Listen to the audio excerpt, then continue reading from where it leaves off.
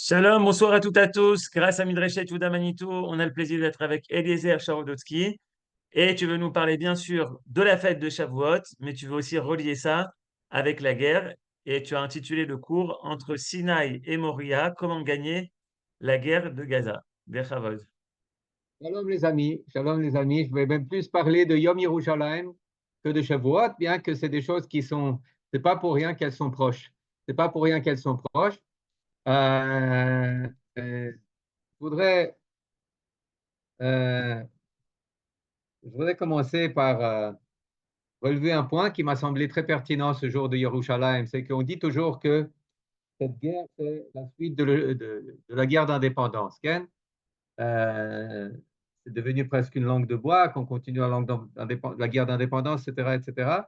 Et quand on y pense véritablement, je crois que c'est pas seulement la continuation de la guerre d'indépendance, mais surtout la continuation de la guerre des 6 jours. C'est-à-dire, on est, si on peut dire, dans le 7e jour. On est dans le 7e jour qui dure déjà 57 ans. Euh, mais on en a toujours, on n'a pas encore commencé, enfin, on a commencé, mais on n'a pas encore fini, loin d'avoir fini, d'assumer ce dont on a hérité le 7 juin, le 28 Iyar, Tafshin Kafzain, 5727, il y a 57 ans. Ou pour citer peut-être le poète national de l'indépendance et de la première génération, Nathan Alterman, qui a dit, en parlant de la victoire de la guerre des 6 jours, la victoire qui nous a donné vie, à un défaut, il dit donner vie, chez Gazra et Gzar Dineinu Lechaim. Donc, c'est dans euh, le contexte presque de Rosh Hashanah et de Yom Kippour, eh bien, la victoire qui nous a donné vie a un défaut. Et ce défaut, c'est sa grandeur qui dépasse de beaucoup notre taille. Je le dis en tant qu'introduction pour un peu fixer les Goulot Gizra, les limites de ce dont on va parler.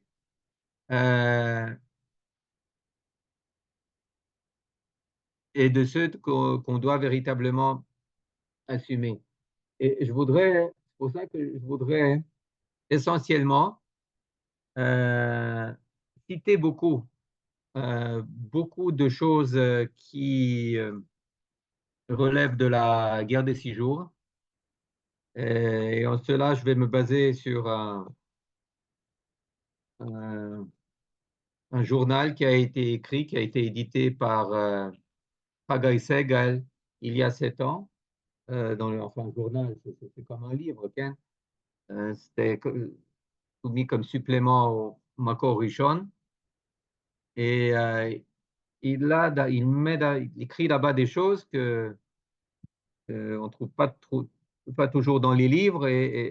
Enfin bon, vous allez voir. Euh, je pense que la première chose que je voudrais relever dans ce qu'il écrit, c'est que lorsqu'on replonge dans l'atmosphère de la libération de Jérusalem, dans l'atmosphère des premiers jours de la guerre des 6 jours, eh bien, on sent que le retour à Jérusalem et dans les terres tanachiques d'Eretz Israël, Judée, Samarie, le plateau du Golan, le Sinaï, eh bien, ce retour allait de pair avec un retour très fort à la Emouna et à Kadosh Baruch Hu. C'était deux rails qui étaient absolument parallèles et qui avançaient ensemble. Je voudrais juste pour qu'on retrouve l'atmosphère du 7 juin, enfin des jours de la guerre des 6 jours d'il y a 57 ans, citer quelques personnes qui sont loin d'être suspectes d'appartenir au Mafdal, au Agudat Israël ou au public religieux juif. Le premier que je voudrais citer, c'était le commandant de la région sud à l'époque de la guerre des 6 jours, qui nous parle de ses sentiments lors de l'attaque, l'opération Moked, et ensuite la libération de Gaza, comme c'est actuel, et ensuite la libération du Sinaï. Eh bien, il s'appelle Shaikh Yeshaya Gabish, et il dit la chose suivante. Il a dit la chose, je vous lis d'abord en hébreu, ensuite je le traduis. Eh bien, Goral Medinat Israël Natud Meyedechem. Le sort de l'État d'Israël est entre vos mains. עיני העם כולו נשואות ברגע גורלי זה אליכם, ומתפללות לניצחונכם ושלומכם. ויהי אדוני עמכם. Les yeux du peuple entier sont rivés en ce moment crucial sur vous. Et le peuple prie pour votre victoire et pour votre salut. Et que Dieu soit avec vous. Alors, dans une interview que Shaikh Gavish a donnée quelque temps plus tard à l'auteur de ce supplément, de Chagai Segal, on lui a demandé, écoute, toi, ancien palmachnik, ancien schmutznik, shomer hatzaïr, il faut y aller pour faire appel à Kadosh Baruch Hu, etc., prière. Et lui, il dit la chose suivante.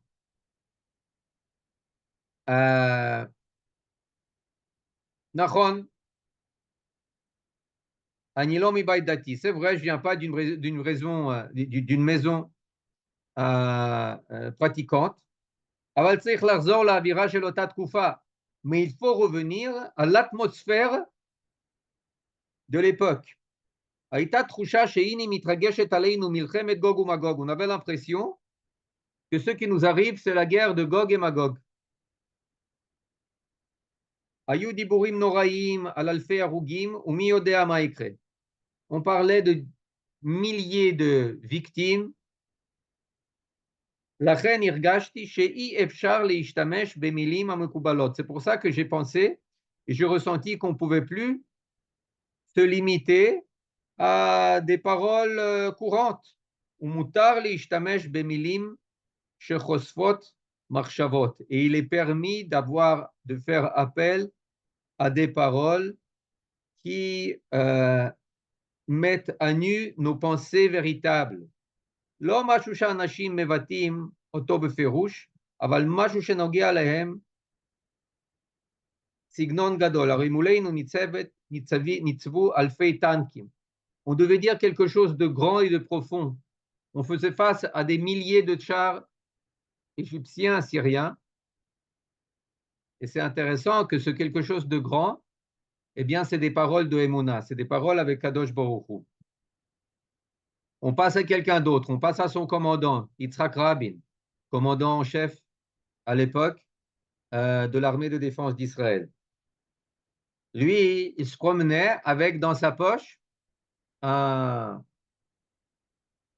note une bénédiction particulière que lui avait donnée le Rav Shlomo Goren, le grand rabbin de Tzahal, où il était écrit la chose suivante. Veratfu mikem chamisha mea. Citation de la Torah. 5 d'entre vous vont poursuivre une centaine de vos ennemis. Ou mea mikem revava yirdofu. Et une centaine d'entre vous vont poursuivre 10 000 ennemis. Venaflu ivechem lifnechem lecharef. Et vos ennemis s'écrouleront devant vous et périront devant vous. L'herbe et Israël va avec cette force et délivre Israël. Maintenant, ce n'était pas seulement une atmosphère qui était dans l'armée, qui vivaient véritablement, pas seulement au jour le jour, mais qui voyaient les miracles s'accomplir devant ses yeux. Mais on voit aussi des personnes comme Hannah Zemer, qui était le rédacteur en chef du journal Davar, ni plus ni moins, c'est-à-dire le journal officiel du Mapai, Mifleget Poalei Eretz Israël, qui dit la chose qui était loin d'être religieuse, encore une fois, qui dit la chose suivante. Hannah Zemer. אתמול קיבלו פסוקי התהילים והתפילה משמעות חיים. Hier, avec la libération de Jérusalem, entre guillemets, les psaumes des Tehillim et de la prière ont acquis un sens vital. Yom etmol yicharet belev kol yehudi be'asher hu. Kayom shebo nitmal'a tikva bat alpaim. Iba letzion goel. Le jour d'hier va être gravé dans les cœurs de tous les Juifs, où qu'ils soient, en tant que journée où s'est réalisé l'espoir millénaire et le délivreur est venu à Tzion. On voit que, et il y a énormément d'autres citations, je voudrais peut-être finir avec la citation de Ben-Gurion. Il dit que il est venu au Kotel, il a embrassé les pierres du Kotel, et ensuite il a dit, il a allumé un Ner Neshama, et il a dit que pour lui, le jour de la libération de Jérusalem était plus grand que le jour de la déclaration d'indépendance. Yom Yerushalayim est plus grand que Yom HaAtzmaut. Quelques jours après, à Shavuot de cette année, 200 000 Juifs se rendent au Kotel, de tout Israël, de Jérusalem et d'ailleurs. C'est 1/10 de la population d'Israël à l'époque, qui compte environ un peu plus de 2 millions d'habitants. Chaque 10e Juif, à Shavuot, arrive au Kotel. On voit que, en gros, c'est pas seulement Jérusalem qui a été libérée, c'est l'âme juive qui a été libérée. C'est pas pour rien que le Rav Tzvi Yehuda, quand il parle de Yom HaAtzmaut et de Yom Yerushalayim, eh bien, il dit que Yom HaAtzmaut, c'est la naissance du corps juif, du peuple juif, la naissance du peuple juif. Et Yom Yerushalayim, c'est l'âme juive qui est insufflée dans le corps du peuple juif. Ou, pour citer le Rav Tzvi Yehuda, Azrakat HaNeshama. Beto Azrakat HaNeshama. L'âme qui a été insufflée dans le corps. Et encore une fois, je cite Nathan Alterman, il dit, en parlant de ces moments,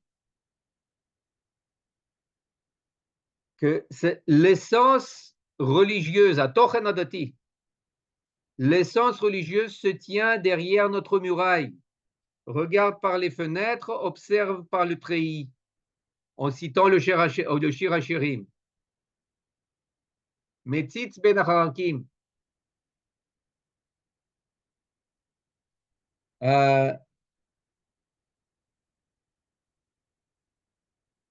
Les grands penseurs, les grands politiciens, les grands commandants de l'époque, pour eux, Jérusalem terrestre et Jérusalem céleste ne font qu'un. En ce moment, ils ne font qu'un. Et pour parler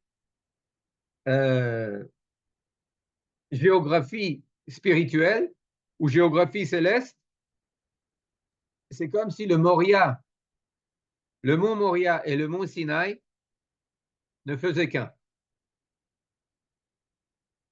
Que tu ne pouvais pas revenir au Hara Moria sans revenir à à la révélation. À la révélation, j'entends la révélation divine, la révélation spirituelle, la révélation de l'identité juive.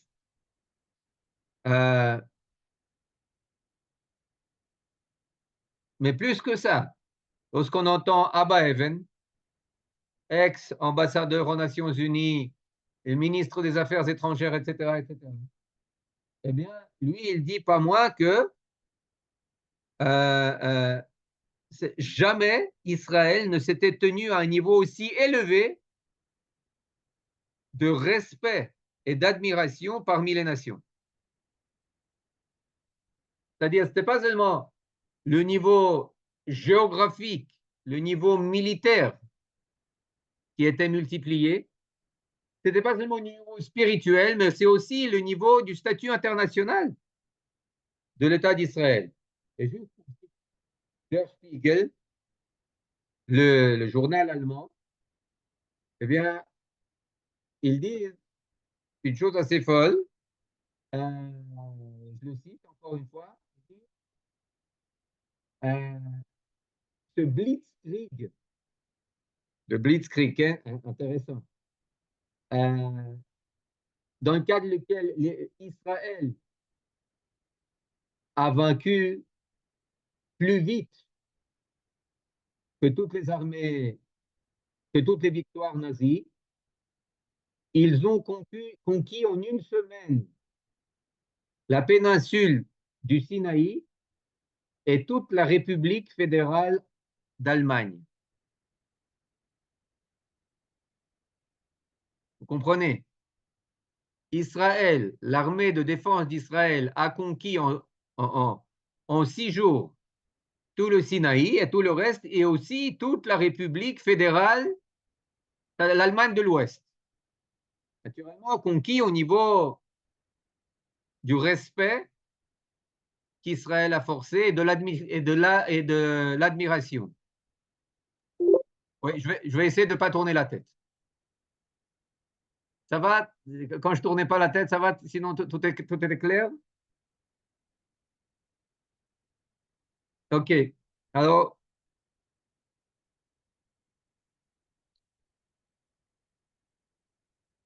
d'ailleurs, ce retour à la terre, ce retour à la terre ancestrale véritable, ce retour à la parcelle la plus tanachique, biblique d'Eret Israël, c'est pas pour rien qu'elle s'est faite de pair avec le retour à Jérusalem céleste.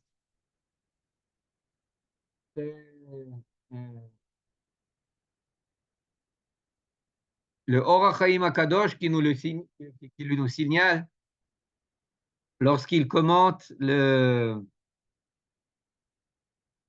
les 5 étapes de la délivrance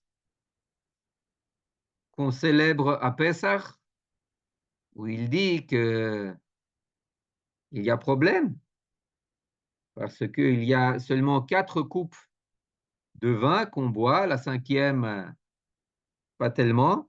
Il y a Arba Leshonot Geoula, mais c'était, à vrai dire, dans la Torah, on parle de 5 Leshonot Geoula, de 5 étapes de délivrance.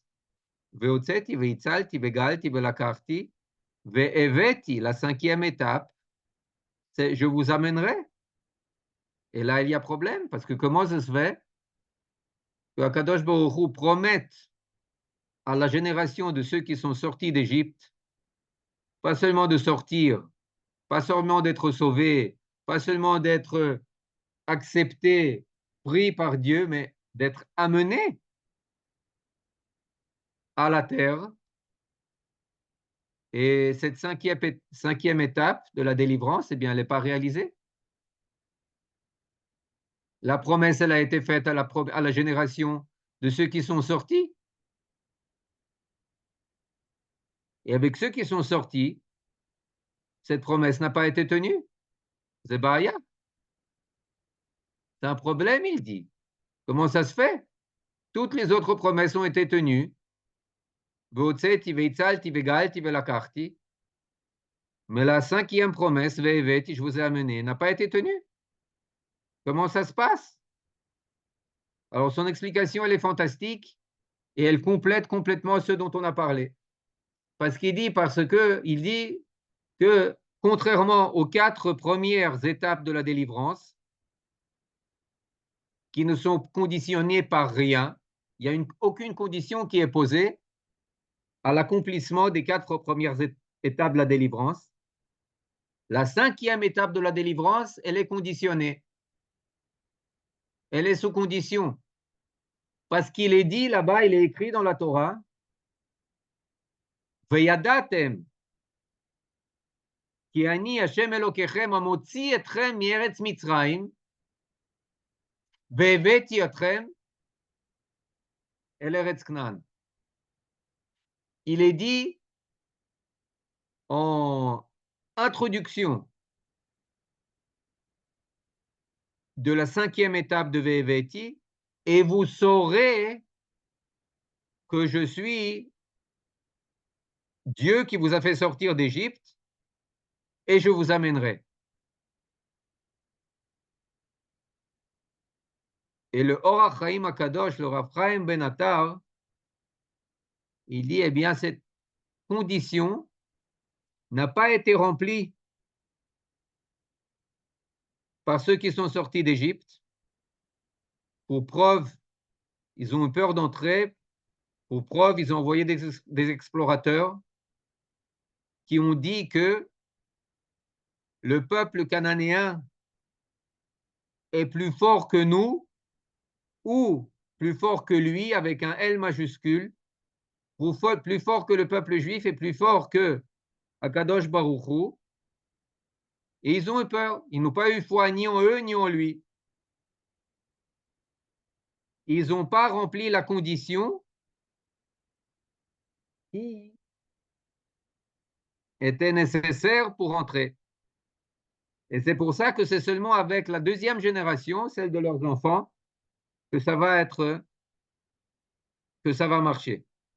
Pourquoi j'ai rapporté ce Or HaChaim HaKadosh? Je l'ai rapporté, pourquoi? Parce que il est d'une actualité incroyable. En 67, où on était entrant à Jérusalem, entrant en Judée-Samarie, entrant en Sinaï, etc., on entrait par la même occasion, remplissait la condition de la foi, la condition de la Emouna. Et bien entendu, bon, il y a le fameux Midrash et la fameuse réalité que c'était aussi l'union du peuple, un gouvernement d'union nationale. Pour la première fois, une armée qui était unie et pas seulement une armée divisée entre Etzel, Lechi, Palma, Hagana. Une armée unie, une nation unie. Entre parenthèses, il faut dire que on hésitait jusqu'au dernier moment pour entrer à Jérusalem. On priait Hussein de ne pas nous forcer la main. Et c'est seulement quand Menachem Begin de la droite et Yigal Allon de Mapai sont venus vers Lévi Eshkol pour lui dire: Lévi Eshkol, on doit libérer Jérusalem. Alors Lévi Eshkol, il s'est pris la tête, et en se rappelant le Mameloshen, le Yiddish, il a dit: oh, c'est un Gedank. Un Gedank, c'est une pensée. Marshava, là, on entre à Jérusalem. On n'avait pas de plan pour libérer Jérusalem. Comme on n'avait pas de plan pour libérer Gaza.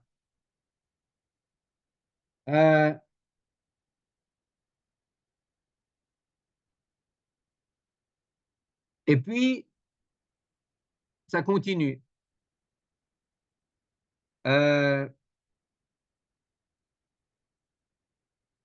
Nathan Alterman, il faut savoir, c'est pas pour rien que je le cite tellement.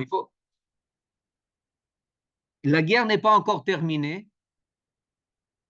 Que Nathan Alterman s'assied pour formuler un appel qui va être à la source du manifeste et du mouvement pour Eretz Israël Hashlema. On en a parlé il y a quelques années. Un mouvement qui va faire l'unanimité pour toute la classe des pères fondateurs. Tous les écrivains, tous les poètes, les industriels, les militaires, les politiciens, etc., etc. Moshe Shamir, Nathan Alterman, Léa Goldberg, Naomi Shemer, etc. Toutes ces personnes, Shai Agnon, vont sous-signer, Uritzvi Greenberg, vont sous-signer à cet appel à s'installer sur toute Eretz Israël. Le président Zalman Shazar réunit autour de lui tous les généraux et il leur pose la question, mais écoutez, il y a un tel enthousiasme dans les masses, qu'est-ce qu'on peut faire pour le maintenir? Qu'est-ce qu'on peut faire pour que cet état d'esprit ne s'estompe pas? Et un des généraux, Avraham Yaffe, le doyen des généraux du Matkal, il lui dit, Monsieur le Président, la seule façon que je vois par laquelle on pourrait maintenir cet état d'esprit, c'est,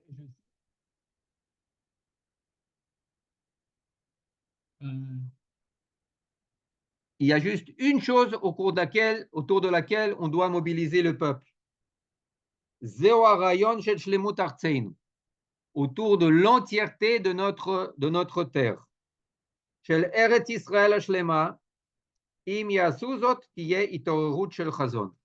Si on se mobilise tous autour de Eretz Israël, alors on va conserver l'état d'esprit, l'élévation d'esprit de l'époque de la guerre, des jours de la guerre des 6 jours.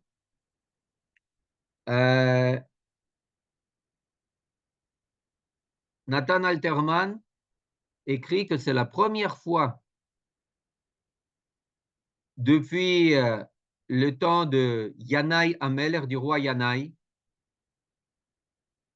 des rois de la dynastie des Maccabim, des Chasmonéens, c'est la première fois qu'il y a correspondance entre État d'Israël et terre d'Israël.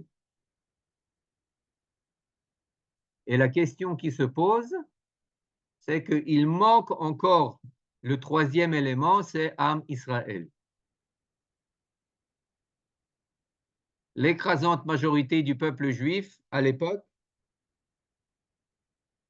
n'est pas en Eretz Israël. Et c'est pour ça que notre ambassadeur à Londres, à l'époque, parlant dans une cérémonie après la guerre des 6 jours, il appelle à l'aliyah d'1 million de juifs dans les 5 années à suivre. Pourquoi? Parce que sans cela, ça ne va pas marcher. Ça ne va pas marcher. Et sans cela, on va commencer à parler du danger démographique. On commence déjà à parler du danger démographique. Professeur Leibovitch, le journal Haaretz, il parle déjà, mais qu'est-ce qu'on va faire avec ce million d'Arabes Judée, Samarie, Gaza, oi, oi, oi. Nous, on est seulement 2 millions. Il y a déjà des pronostics qui disent qu'on va être à égalité dans 14 ans, etc., etc. On va être 50%, 50%. C'est la catastrophe. Il y a des personnes comme Amos Oz et la nouvelle génération des écrivains, Aleph Yoshua, David Grossman, etc., etc., on en a parlé aussi, qui parlent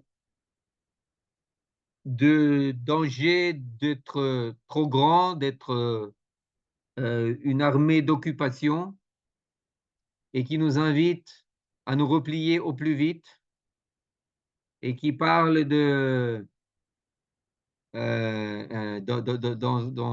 le recueil Siach Lochamim, les discours de Lochamim qui ont été bien entendu bien choisis par les gens de certains kibbutzim et qui relatent une atmosphère tout à fait différente de l'état d'esprit très, comment dire, relevé et très prophétique d'après la guerre des 6 jours.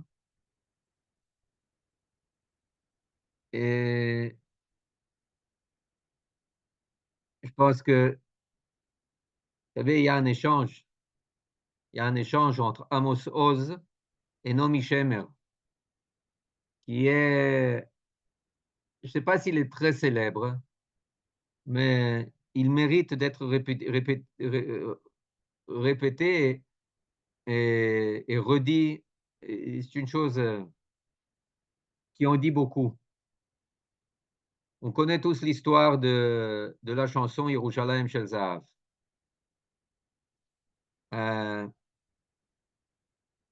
Et ce véritable nouvel hymne de l'État d'Israël, d'ailleurs cette chanson qui a été proposée pour devenir l'hymne d'Israël d'après 67. Mais c'est pour cela qu'on a dû être après 67, on va y venir. J'ai lu la question qui a été posée. Elle est interpellée par Amos Oz, où il dit, mais Naomi Shemer, vous avez parlé de Kikar Rika, de la place du marché à Jérusalem, elle est vide. Ve'en poked et Tarabait, Beira Atika, et personne ne se rend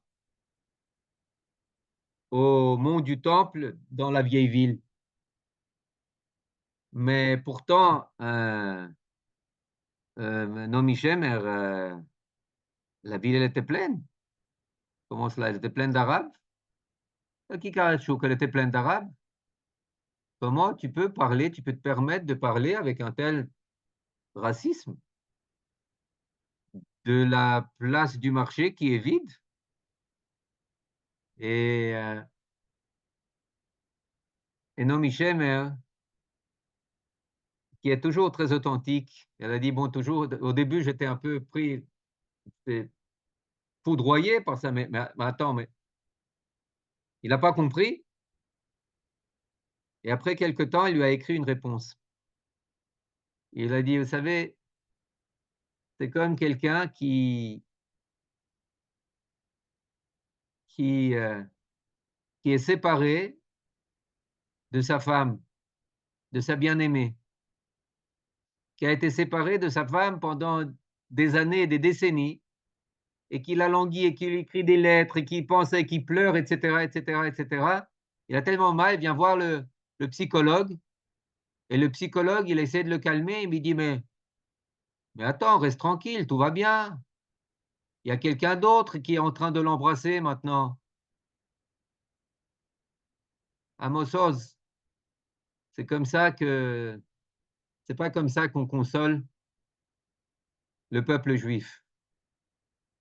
Pour le peuple juif, il n'y a qu'une fiancée. Et pour Jérusalem, il n'y a qu'un fiancé. C'est Yerushalayim et c'est le peuple juif. Tout le reste ne compte pas. Mais cela dit, effectivement, ça n'a pas duré. Et ensuite, on connaît Moshe Dayan, quoi faire avec ce Vatican. On connaît Moshe Dayan avec sa fameuse réplique au sujet de la Judée, de Samarie, où il dit « J'attends le coup de fil des Arabes, des États arabes pour savoir quoi faire avec ça. » C'est-à-dire, c'est une monnaie d'échange. La terre de la révélation a été transformée en monnaie d'échange. Il y a les livres qui paraissent un après l'autre de la nouvelle génération des écrivains que j'ai déjà cités.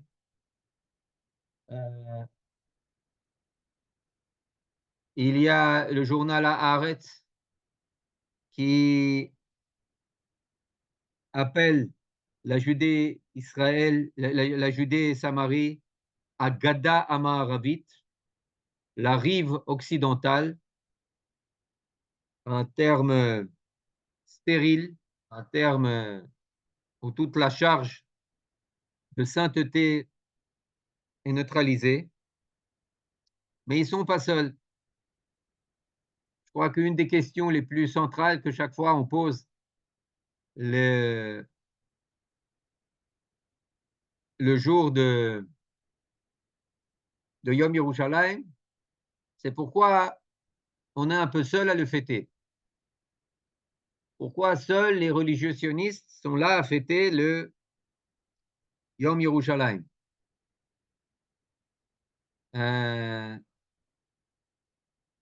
Et je pense que la raison en est très simple. C'est que fêter le Yom HaAtzmaut, c'est fêter l'indépendance. L'indépendance, le pays qui est à moi, où je peux vivre comme un autre pays. C'est un peu, ça peut passer pour la fête de la normalité, pour la fête comme un État, comme un autre État, comme tout un chacun, avec ses frontières, avec ses institutions, son gouvernement, ses élections, sa démocratie. Jérusalem, c'est tout autre chose. Jérusalem, c'est Nomi Shemer. Aïr Asher Badad Yoshevet Ubeliba Choma. La ville qui se tient seule, Ubeliba Choma.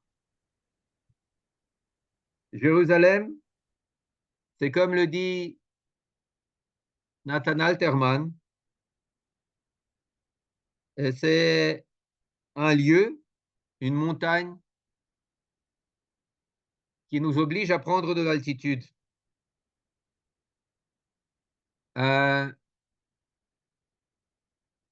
Et c'est en cela, on pourrait dire que c'est quelque part, c'est la fête de l'avenir.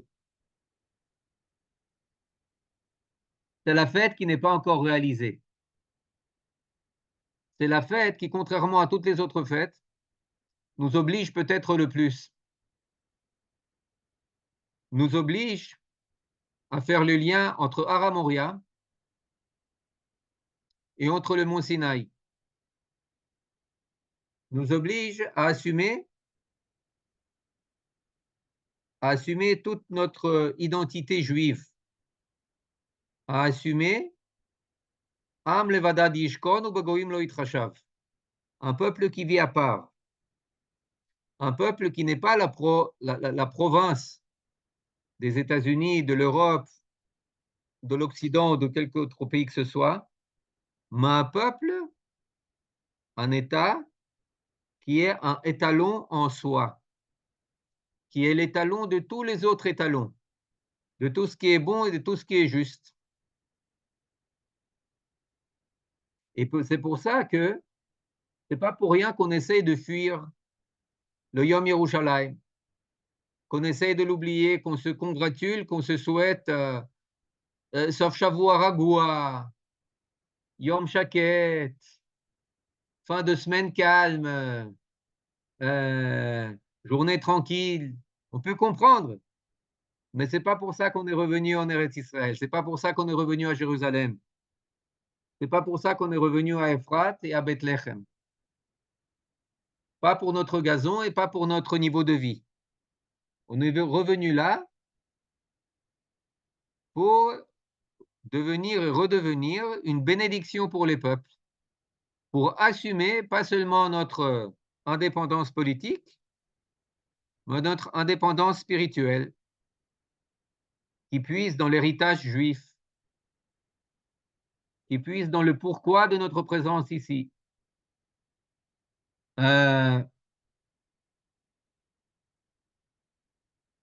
Et c'est pour ça que, regardez, c'est très intéressant en fait, c'est que Kadosh Baruch Hu nous bouscule par tous les moyens possibles et imaginables. Vous venez de parler des terres qu'on voulait rendre. Oui, mais personne n'est preneur. Personne n'est preneur de ces terres. On voulait rendre la Judée, la Samarie, ça ne marche pas. On a rendu Gaza, ça ne marche pas. 19 ans après, on a réinvesti toutes les villes de Gaza, ça ne marche pas. On était prêt à rendre Jérusalem, ça ne marche pas. Il y a la guerre qui s'est déclarée. La guerre d'Oslo, Rosh Hashanah 2000, et ensuite avec, en 2002, la Chomat Magen. Autour de quoi c'était déclaré? Autour de Jérusalem. Comment est-ce que ces terroristes,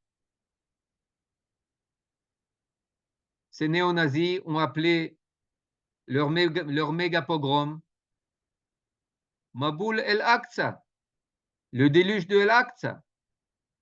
Il y a 2 ans, qu'est-ce qu'ils ont voulu nous empêcher de fêter, de célébrer? Yom Yerushalayim. Pas Yom Ha'atzmaut, pas Pesach, pas Shavuot, Yom Yerushalayim. Pourquoi? Parce que ils sentent que tout notre droit, toute notre indépendance, tout notre jour d'indépendance ne trouve sa légitimité que dans le Yom Yerushalayim. Si vous n'avez pas Yerushalayim, qu'est-ce que vous faites? C'est pour ça qu'ils essayent de nous, naturellement, de nous bouter hors de Jérusalem. Mais naturellement, cela ne fait que nous réveiller à la signification de Jérusalem. Et Shavuot, en apparence, c'est mon Sinaï, mon filigrane, c'est mon Moria. En quoi? Sous plusieurs points. Parce que tout d'abord, on devait aller directement d'Égypte en Eretz Israël. Et c'est la Torah qui nous le dit. Velo nacham derech plishtim ki karovu. Ben yiru milchama veshavo Mitzrayim. Pourquoi le Kadosh Baruch Hu ne nous mène pas par la voie la plus rapide, derech plishtim, la voie des Philistins? Il faut savoir que dans la Torah, quand on parle de la voie des Philistins, ça ne veut pas dire que le long de la rive de la côte nord du Sinaï, de la péninsule du Sinaï, ça ne veut pas dire qu'on passe par les Philistins. Non. La voie est appelée, porte le nom de sa destination. C'est-à-dire cette route qui mène aux Philistins. Pourquoi est-ce qu'Akadosh Baruch Hu ne nous mène pas par la route qui mène aux Philistins, c'est-à-dire à Gaza, Ashkelon, etc., etc. Parce que c'est la plus rapide et on ne sera pas suffisamment aguerri pour confronter les Philistins et on va faire marche arrière et revenir en Égypte. Mais attends, mais au bout du compte, on va les retrouver, les Philistins. Quelle différence ça fait qu'on contourne et qu'une partie de ce contournement, eh bien, c'est aussi le mont Sinaï où on va recevoir la Torah et la révélation. pour finir, on va devoir entrer en Eretz Israël et confronter les Philistins, les Plishtim. Alors, quelle différence? Non! Tu as besoin du mont Sinaï pour faire le plein identitaire, pour te donner la raison, le pourquoi de la conquête d'Eretz Israël. Avec la Torah, avec la révélation, avec l'identité, avec un grand I que tu vas recevoir au mont Sinaï, tu vas finalement comprendre qui est Akadosh Baruch Hu, qui t'a fait sortir d'Égypte. Et ça, je reviens au commentaire du Or HaChaim Akadosh, et ça va te donner ça va te donner la force d'entrer en Eretz Israël et de combattre les Philistins. Tu ne vas pas pouvoir vaincre les Philistins sans une conscience profonde de qu'est-ce que c'est Am Israël et qui c'est le Kadosh Baruch Hu.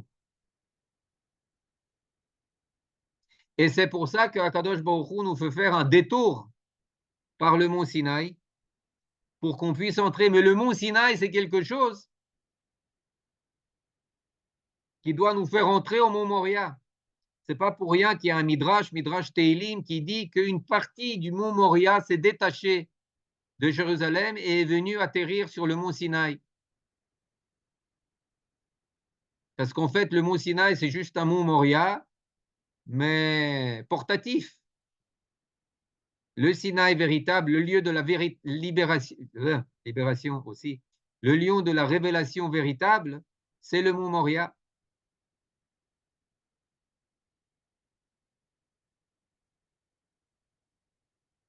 Regardez l'actualité de cela. Vous voulez vaincre les Philistins d'il y a 3000 ans ou ceux d'aujourd'hui, qui s'appellent les Plishtim, qui portent le même nom, eh bien, vous devez faire le plein d'identité. J'ai parlé à un ami, je ne sais pas si je vous l'ai dit aujourd'hui, la dernière fois, peut-être pas, peut-être lui, mais bon, c'est toujours bon à être répété, qui travaille, qui fait la rédaction d'interviews de personnes dans les kibbutzim, Kfar Az, Be'eri, etc. Et qui lui disent tous qu'est-ce qu'ils cherchaient sur leur téléphone portable alors qu'ils se cachaient des terroristes. À Kfar Az, à Be'eri, ailleurs, qu'est-ce qu'ils cherchaient? Ils cherchaient les Teilim. Seuls les Teilim, seule la Torah, seule la foi donne la force, donne le sens, donne les objectifs indispensables pour surmonter ces épreuves. Vous savez, il y a tellement de livres, vous le savez certainement, qui sont sortis après le 7 octobre.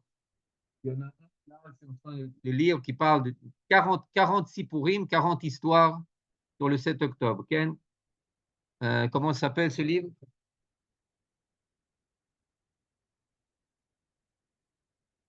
Yom Echad Be'October. Une journée d'octobre, 40 héros, 40 récits. Il parle et vous retrouvez dans ces récits des femmes des personnes, etc., qui sont, qu'est-ce qu'elles font? Itpalalti vebachiti, itpalalti vebachiti, itpalalti vebachiti. Je priais, je pleurais, je priais, je pleurais, etc., etc. Et c'est pas pour rien que nos soldats, lorsqu'ils partent au combat, ils font le plein de la Emouna. Et quand ils rentrent du combat, ils reviennent plein de la Emouna qu'ils ont reçu au combat, qu'ils ont reçu durant cet affrontement avec ces terroristes. Les appeler terroristes, c'est un compliment. Et c'est pour ça que, en fait, le mont Moriah, la Jérusalem terrestre avec la Jérusalem céleste, c'est la clé de la victoire. Et c'est pour ça que, je le répète, Shavuot, la Megillat Ruth, en apparence, en apparence, c'est Mont Sinaï, mais en filigrane, c'est Bethléem, c'est Yehuda, c'est la formation de la dynastie du roi David. Le roi David qui est le premier roi à entrer à Jérusalem, à faire l'union entre toutes les tribus d'Israël, toutes les tribus qui viennent se rendre dans sa capitale de Judée à Hébron, et devant qui il prête serment et il signe un pacte. Et le pasouk,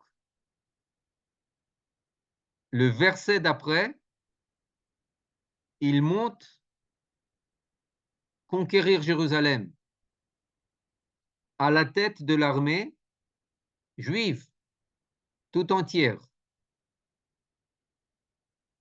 Et la fin de sa royauté, c'est lui qui achète chez Aravna le mont Moriah. Et le long de sa royauté, c'est lui qui avec Shmuel Hanavi, le prophète Shmuel qui a renouvelé la prophétie, il trace les plans du Beit HaMikdash. Et c'est par ses droits et par ses mérites que son fils, Shlomo, va construire le Beit HaMikdash. David conquiert la Jérusalem terrestre et construit la Jérusalem céleste. C'est intéressant. Ça prend plus ou moins le même temps, c'est-à-dire c'est le 7e année de son règne. Il va monter sur Jérusalem. Ensuite, il va régner 33 ans. Ensuite, c'est son fils. Et à son fils, ça va aussi prendre un certain temps de construire le temple, seulement en 480 ans après la sortie d'Égypte, qui va être construit. Mais pour revenir à la Megillat Ruth, elle nous parle en filigrane du retour à Yehuda et de la formation de ce qui va être la dynastie de David en personne, et du retour véritablement à Jérusalem terrestre et à Jérusalem céleste. Pour citer Ruth, Anomi Amer Ami Ve'elokai Elokai. La Megillah qui fait l'union entre la terre et le ciel, entre Ken, le Chom et l'esprit. Donc, personnellement, si vous me posez la question, je suis très optimiste et je suis très heureux aussi que pour l'instant, c'est la fête qui n'est pas encore trop fêtée. Enfin, c'est génial, comment dire, la Mitzvah Galim, les drapeaux à Jérusalem. Il y a chaque fois de plus en plus de personnes. Mais c'est encore la seule fête où on peut vous appeler en vous proposant une mashkanta ou bien un prêt, etc., etc. Et dit, mais attends, mais Yom Yerushalayim sa mère. Yom Yerushalayim sa mère, c'est pas le moment de travailler, c'est le moment de célébrer. Pourquoi? Parce que c'est encore trop difficile de s'identifier à un jour qui exige tellement, à une journée qui exige de prendre tellement d'altitude, d'assumer une telle responsabilité vis-à-vis des peuples, de prendre le relais de la haie, de prendre le relais de l'ONU. Ouais, c'était drôle, vous n'avez pas ri. de prendre le relais de la haie. Non, c'est bien, quoi. Allô? Parce que sinon, la justice, si elle ne sort pas de chez nous, elle va sortir de la haie. Elle va sortir de New York. Comprenez? Et aussi l'union. Parce que Yerushalayim, Yosa Kol Israël le Chaverim. Yerushalayim rend tout Israël ami. Et, et elle fait l'union du peuple. Et donc, je pense que c'est pour cela que c'est entre Sinaï et Moria, et entre Moria et Sinaï, entre Moria qui est rédimé, racheté par les Juifs, et qui fait l'union entre le peuple, et qui fait l'union entre le peuple et Akadosh Baruch Hu.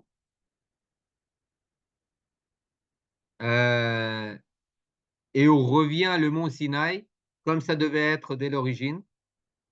C'est la clé véritable de la victoire à Gaza, comme partout ailleurs. De la victoire à Gaza, de la victoire à la haie, etc., etc.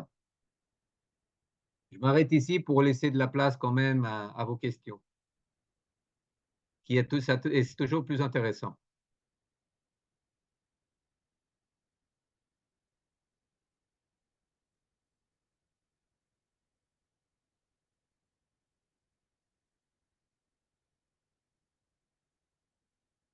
À vous les amis.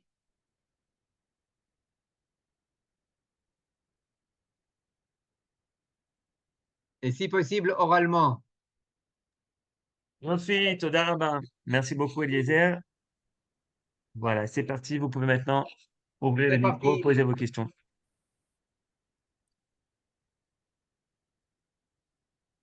Il faut digérer, hein.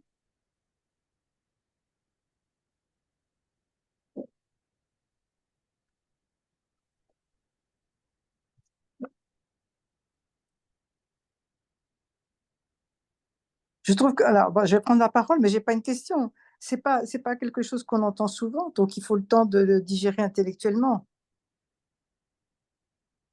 Waouh.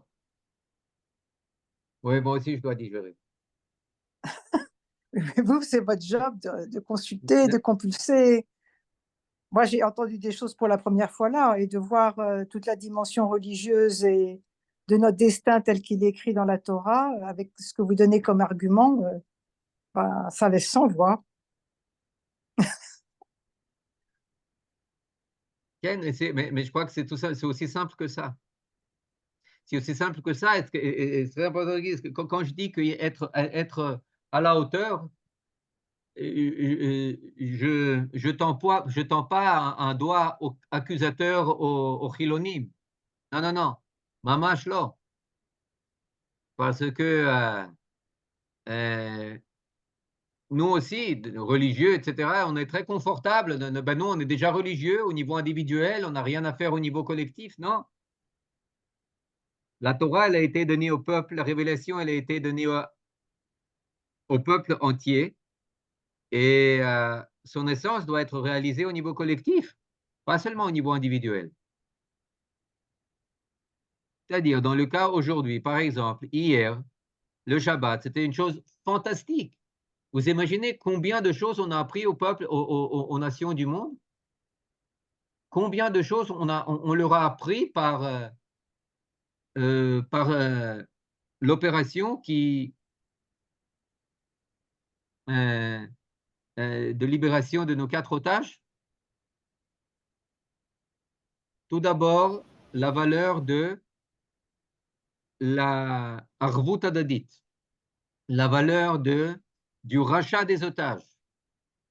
Et tout d'un coup, je ne sais pas si vous vous êtes rendu compte, tout d'un coup, il n'y a plus d'avertissement, il n'y a plus de ceux qui ne sont pas, comment dire, les civils innocents, etc. Pour sauver les otages, on n'y va pas de main morte.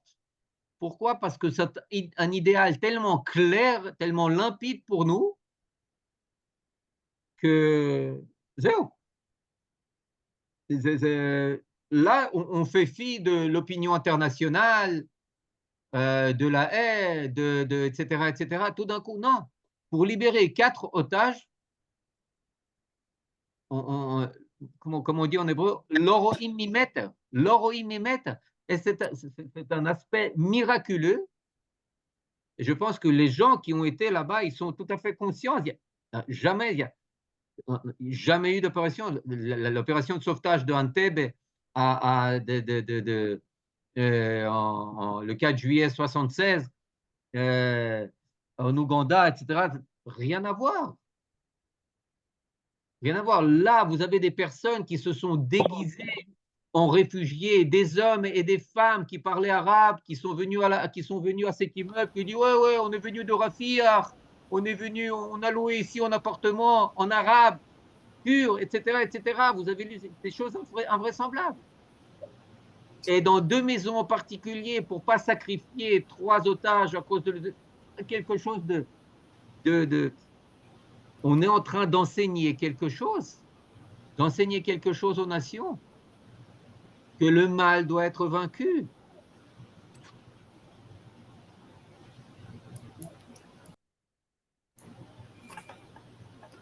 Et la BBC qui s'est plainte qu'Israël n'a pas averti les Gazaouis de ce qui allait se passer, comme ça ils partent. Bien sûr, vous comprenez, il a fait, je veux pour moi, pour nous, ce que dit la BBC, ça doit être un étalon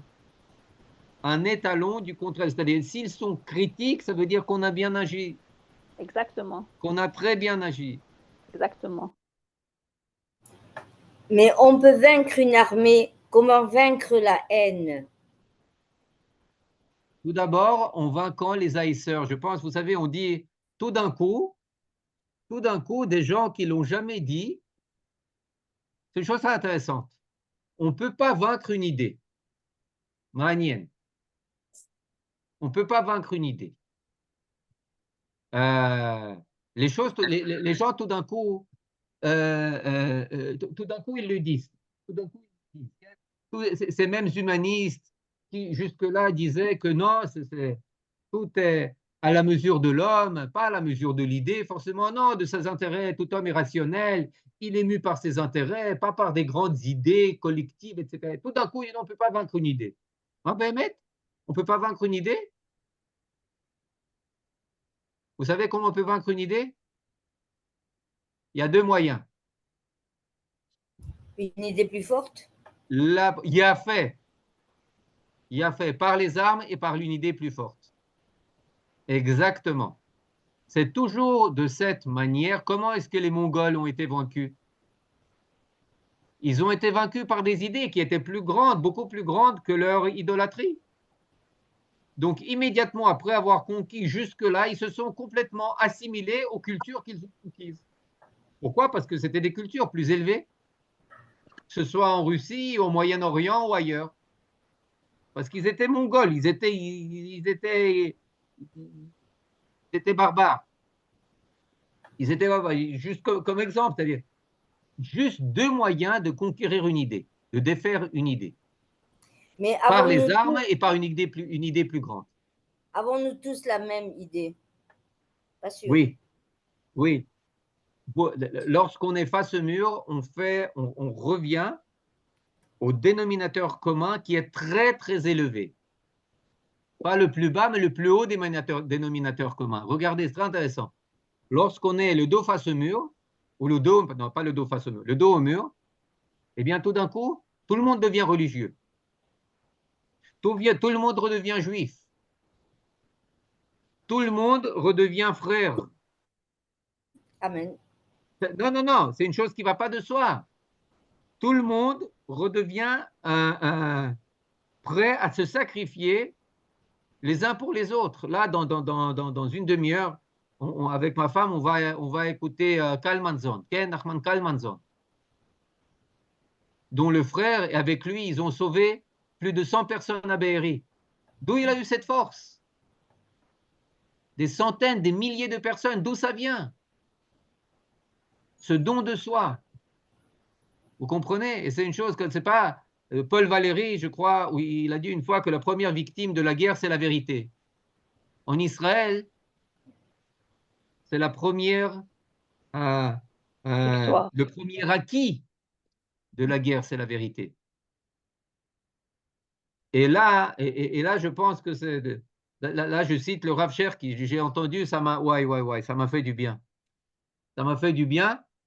Il a dit une chose fantastique. Il dit des forces phénoménales sont en train de se réveiller en Israël. Alors pourquoi est-ce que mais il y a deux sphères où on essaie d'étouffer ça. C'est le politique et le médiatique, ou le média politique. Et là, il dit que c'est pas pour rien. Pourquoi est-ce que Kadosh Baruch Hu, il laisse les médias et les politiciens gâcher cette fête d'une âme juive qui est en plein réveil? Il dit c'est pas pour rien. Pour que le catégore Loïc Katreg, pour que comment on dit en français, je ne sais pas, pour que le procureur n'ait pas pas d'argument. pas s'en prendre pour faire capoter les Juifs, pour capoter Israël. Donc Kadosh Baruch Hu fait ça à dessein, délibérément, pour que à Mekatreg, le Satan, on peut dire, les forces qui voient le mal, l'accusateur, Toda, l'accusateur, n'est pas à quoi comment dire, s'accrocher. Manien. Mais nous, on doit savoir lire entre les lignes et voir dans l'opération de Shabbat dernier, d'hier, quelque chose de l'époque de David Amelech. Quelque chose de tanachique, véritablement tanachique. Regardez ce qui s'est passé, regardez ces personnes qui ont participé à ça. C'est incroyable, incroyable. Et ne pas se laisser aller ensuite immédiatement les analyses très délabrantes et très attristantes de la presse et autres. Non. Voilà, c'est ça Yerushalayim, c'est ça David, c'est ça la révélation, et c'est pas pour rien que Yerushalayim, Yom Yerushalayim, c'est Keneged Shavuot. C'est proche de Shavuot parce que ça doit nous amener à Shavuot. Comme Shavuot devait nous ramener à Jérusalem, devait se faire à Jérusalem, Yerushalayim n'est pas pleine tant qu'elle n'est pas couronnée par la révélation de Shavuot. Et c'est à cette révélation que nous appellent toutes les bousculades dans lesquelles nous plonge à Kadosh Baruch Hu ces 57 dernières années. C'est pas pour rien qu'en 57 ans, personne ne nous a appelés et personne n'était prêt à d'accepter de nous, ni la Judée, ni la Samarie, ni le Ramat HaGolan, ni Yerushalayim. C'est pas pour rien. Et maintenant, ni Gaza non plus. C'est intéressant de voir que Yom Yerushalayim tombe à chaque fois Kafret, c'est-à-dire Kohar, quoi. Bediuk. Nachon? Voilà. Az Yom Yerushalayim Tov. Chag Shavuot Sameach. Chag Shavuot Sameach. Toda Rabba. Et Chag Shavuot שהוא גם ירושלים. תודה רבה, בשורות טובות. חג שמח. תודה רבה. Exactement.